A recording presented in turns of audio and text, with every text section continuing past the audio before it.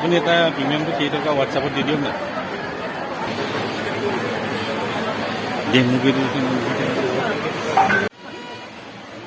আমি 830 টকা কেনেকৈ আমি ৰাইজৰ মাজত ভগাই দিয়াৰ চেষ্টা কৰিছো।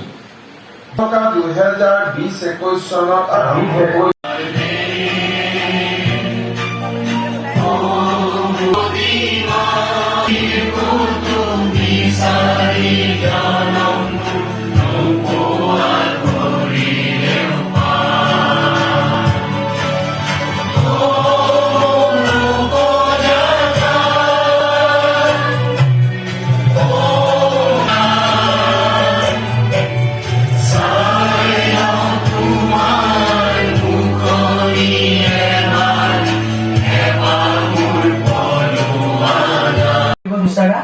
অসম চৰকাৰৰ ধৈৰ্যবাহী আঁচনি অৰুণোদয় ৩ৰ শুভ আৰম্ভণি অনুষ্ঠানত উপস্থিত থকা অসমৰ মাননীয় মুখ্যমন্ত্ৰী ডাক্তৰ হিমন্ত বিশ্ব শৰ্মা ডাঙৰীয়া, মুখ্য সচিব ডাঙৰীয়া, ইয়াত উপস্থিত থকা আমাৰ চৰকাৰৰ উচ্চপদস্থ বিষয়াসকল, সাংবাদিক বন্ধুসকল, আজি এই অনুষ্ঠানটোৰ লগত প্ৰায় 126টা সমষ্টিৰ পৰা সংলগ্ন হোৱা অসম চৰকাৰৰ সতীৰ্থ জ্যেষ্ঠ মন্ত্ৰীসকল, কিন্তু আমাৰ ৰাজ্যখনৰ কাৰণে এটা অতি আনন্দৰ আৰু গৌৰৱৰ দিন। আজিৰ দিনটোতে অসমৰ মাননীয় মুখ্যমন্ত্ৰী ডাঙৰীয়াই আমাৰ ৰাজ্য চৰকাৰৰ মহিলা সবলীকৰণৰ সৰ্ববৃহৎ এখন আঁচনিৰ শুভ আৰম্ভণি কৰিব আৰু এই আঁচনিখন 2020 আৰু 21 বৰ্ষত বৰ্তমানৰ মুখ্যমন্ত্ৰী ডাঙৰীয়া, সেই সময়ৰ বিত্তমন্ত্ৰী ডাঙৰীয়াই আমাৰ অসম বিধানসভাত প্ৰথমবাৰৰ বাবে ঘোষণা কৰিছিল আৰু 2021 চনৰ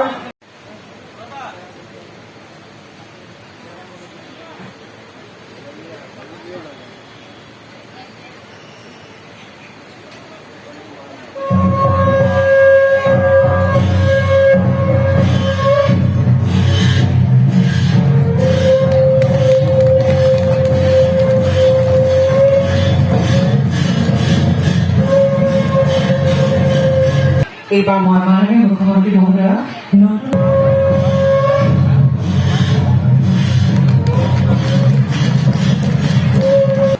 অসম চৰকাৰৰ বাবে আৰু ব্যক্তিগতভাৱে মই আজি অত্যন্ত আনন্দিত যে আজিৰ পৰা আমি অৰুণোদয় ৩ বা যাক আমি চমুকৈ অৰুণোদয় 3.0 বুলি কম, এই আঁচনিখন অসমৰ ৰাইজৰ বাবে সমৰ্পণ কৰাৰ এটা বিৰল সৌভাগ্য আমি সকলোৱে লাভ কৰিছো। 2020-21 চনত অসমৰ বিত্তমন্ত্ৰী ৰূপে কাৰ্যনিৰ্বাহ কৰি থকাৰ সময়ত ৰাজ্যৰ বাজেটত অষ্টাদশ মুকুতাৰ উন্নয়নী মালা হিচাপে প্ৰতি বছৰে আমি 18টা আঁচনি ৰূপায়ণ কৰাৰ বাবে সিদ্ধান্ত গ্ৰহণ কৰিছিলোঁ। আমি 830 টকা দৰিদ্ৰজনৰ বেংক একাউণ্টলৈকে হস্তান্তৰ কৰিছিলোঁ। আজি এই মুহূৰ্তত 24.60 লাখ পৰিয়ালে প্ৰত্যেক মাহৰ 10 তাৰিখে 1250 টকাকৈ নিজৰ বেংক একাউণ্টত অৰুণোদয় ধন পাবলৈ সক্ষম হৈছে। মাননীয় প্ৰধানমন্ত্ৰী নৰেন্দ্ৰ মোদী ডাঙৰীয়াৰ দূৰদৰ্শিতাৰ বাবে অসমত আৰু ভাৰতত জনধন একাউণ্ট, আধাৰ আৰু মোবাইল সংযোগ ব্যৱস্থাৰ আৰম্ভণি কৰা হৈছিল।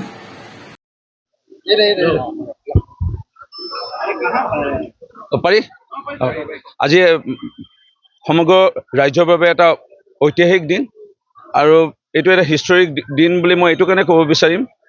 আজি প্ৰায় 20 লাখতকৈ অধিক নতুন আমাৰ দুখীয়া দৰিদ্ৰ পৰিয়ালৰ অসমৰ জনগণে আৰু নতুনকৈ ৰেচন কাৰ্ড পাবলৈ গৈ আছে।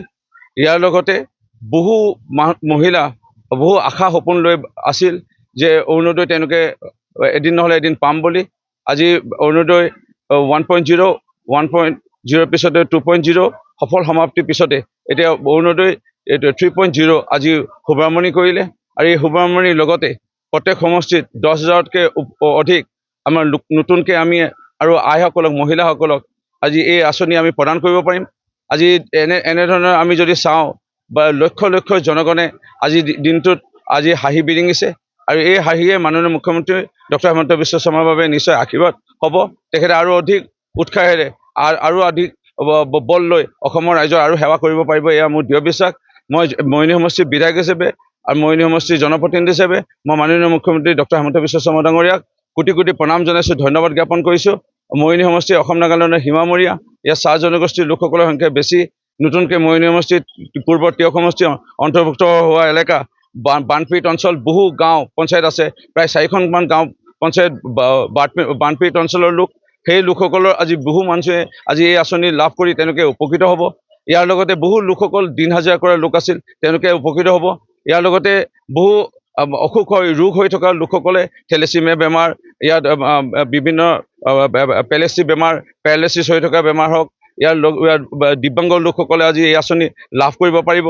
আৰু এটা চবতকৈ ভাল লাগিল যে নতুনকৈ ৰেচন কাৰ্ড পোৱা লোকসকলে এতিয়া তেওঁলোকে অৰুণোদয় লাভ কৰিব পাৰিব, আয়ুষ্মান কাৰ্ডো লাভ কৰিব পাৰিব। ইয়াৰ লগতে বিনামূল্য শিক্ষানুষ্ঠানৰ নামভৰ্তিও লাভ কৰিব পাৰিব। ইয়াৰ লগতে তেওঁলোকে চতুৰ্থটো তেওঁলোকে উজ্জ্বলা গেছো লাভ কৰিব পাৰিব।